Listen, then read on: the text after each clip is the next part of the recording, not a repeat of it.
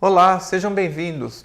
Esse é mais um episódio da série Conversa ao Pé do Ouvido, uma série que foi concebida no contexto da disciplina Apreciação Musical do curso de Música da Unimep. Essa série ela foi concebida com o objetivo de promover a mediação de escuta. A cada semana, um aluno do curso fica responsável pela escolha do repertório sobre o qual a gente vai falar. Nessa semana, a gente recebe aqui a estudante Larissa Ladeia, que é do 5º semestre do curso e que trouxe uma peça de um compositor americano chamado Robert Smith, é uma sinfonia para banda sinfônica chamada Divina Comédia. E dessa sinfonia ela trouxe especificamente um movimento, o primeiro movimento, que é o movimento chamado Inferno.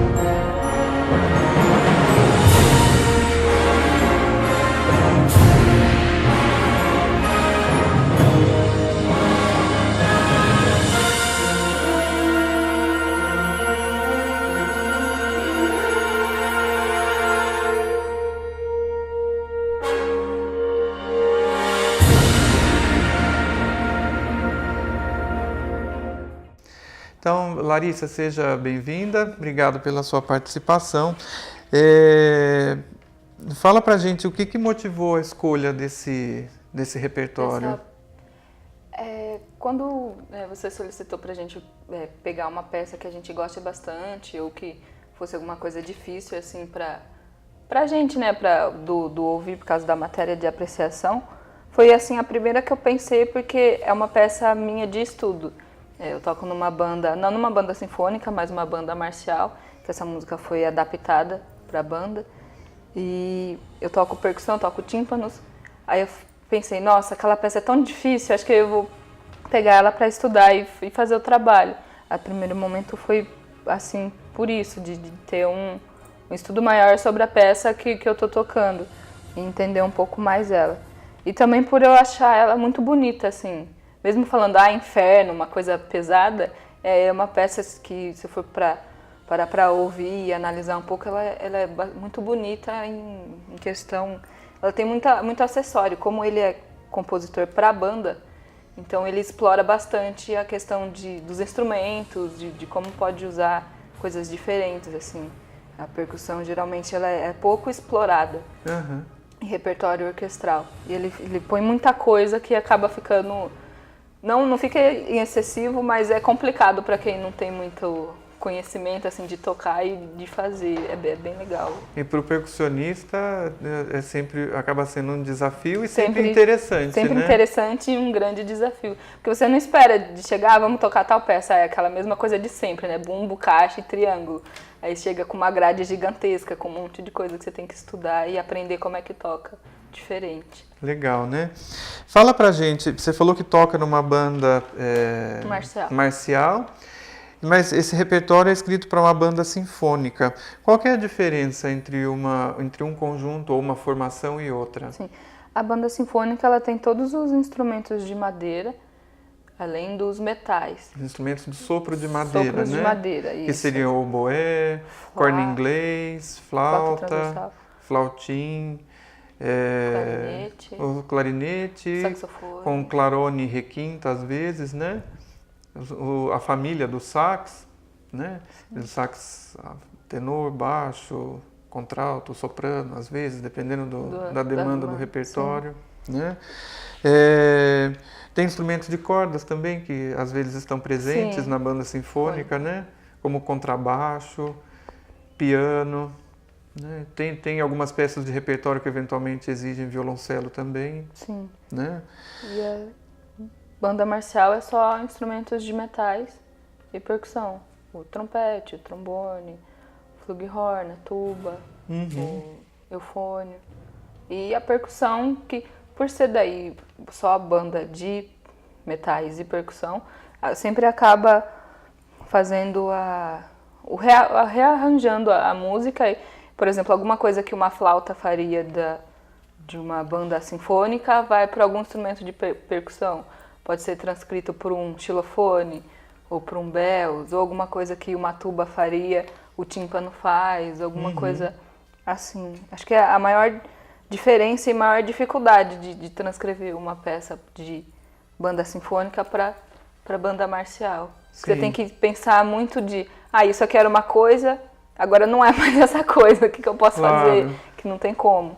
Às vezes não tem como transcrever, fica aquela coisa, eu queria tanto tocar essa peça, mas não tem como eu transformar de uma forma que fique bonito. Claro. A banda sinfônica é um conjunto, digamos, ou uma formação instrumental relativamente nova na história da música, né? Ela aparece praticamente no século XX, da maneira como nós conhecemos hoje, né? E boa parte do repertório produzido para esse tipo de conjunto é também do século XX, né? Então a gente pode pensar que esse repertório escrito para banda sinfônica, numa certa medida, tem uma natureza experimental também, né? Sim. E boa parte dessa produção ela é muito aberta, ela é muito característica desse processo de experimentação, das possibilidades de combinações de instrumentos, a maneira como eles são, ou as possibilidades de uso deles, né?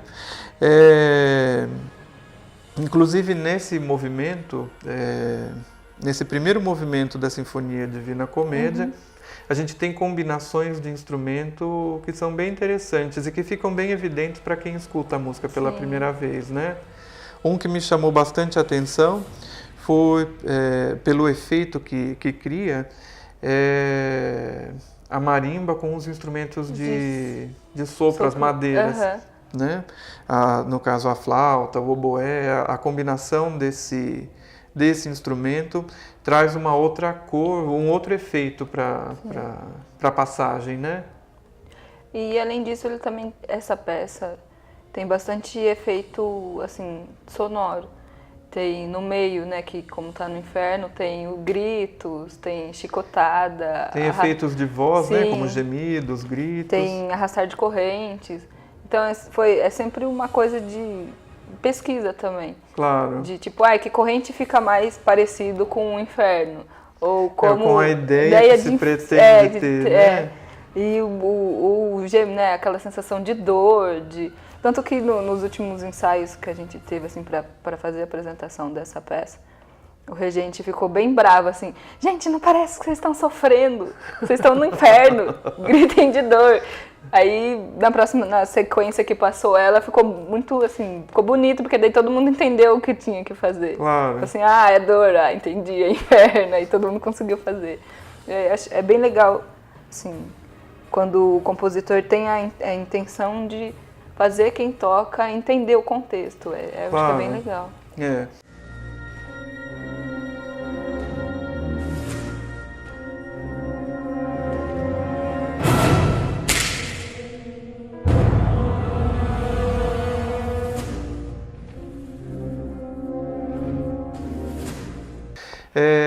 E considerar que, bom, é claro que pelo próprio nome e a maneira como ele organiza a sinfonia, essa sinfonia tem 4 movimentos, né?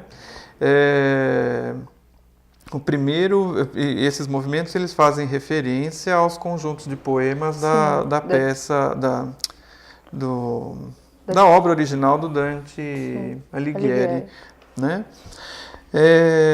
E nesse especificamente ele conseguiu trazer elementos que são próprios da nossa ideia ou do nosso imaginário coletivo do que seja o inferno, né?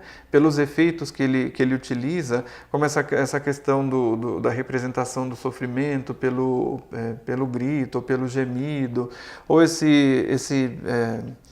ideia do estar preso àquele sofrimento, com o som das correntes, né, que são usadas. Então ele traz elementos desse nosso imaginário coletivo, mas de uma maneira muito criativa.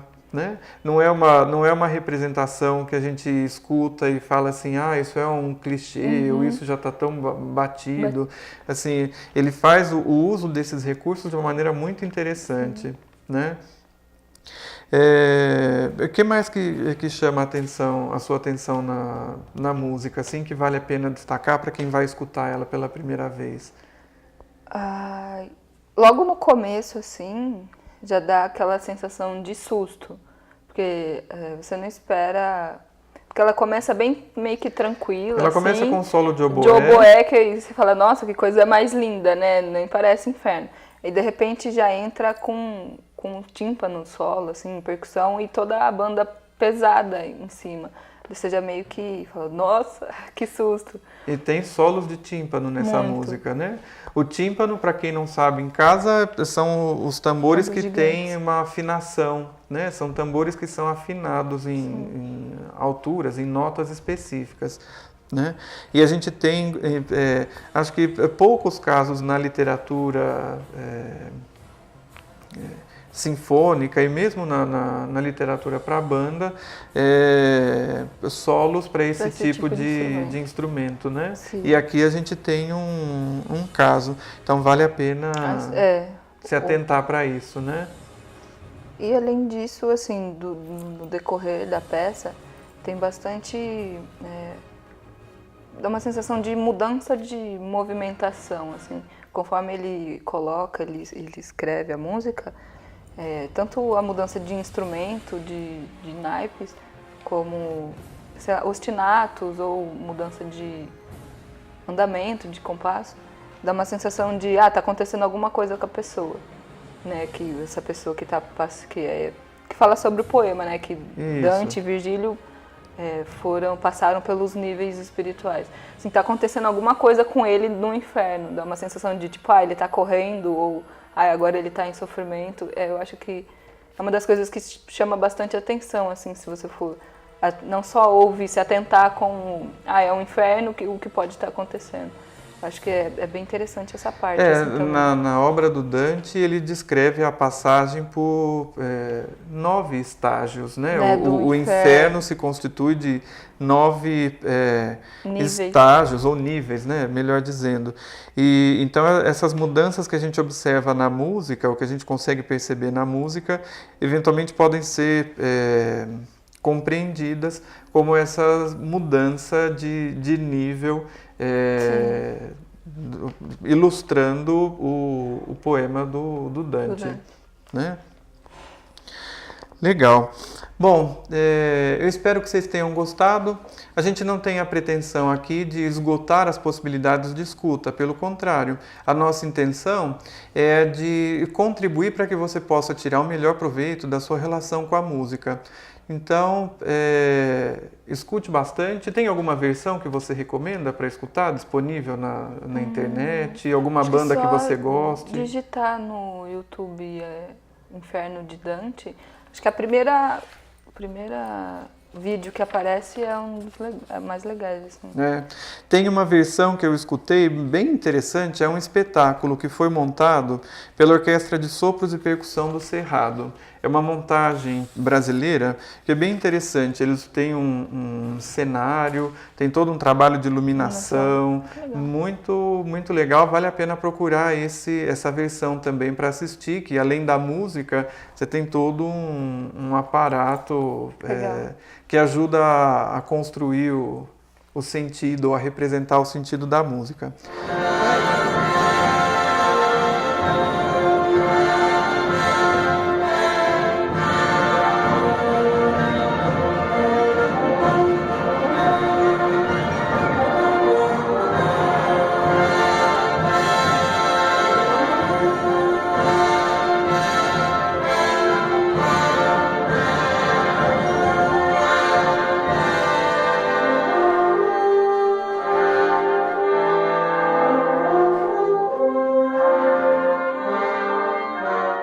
É isso. Larissa, obrigado pela sua colaboração. Obrigado pela sua audiência e até a próxima.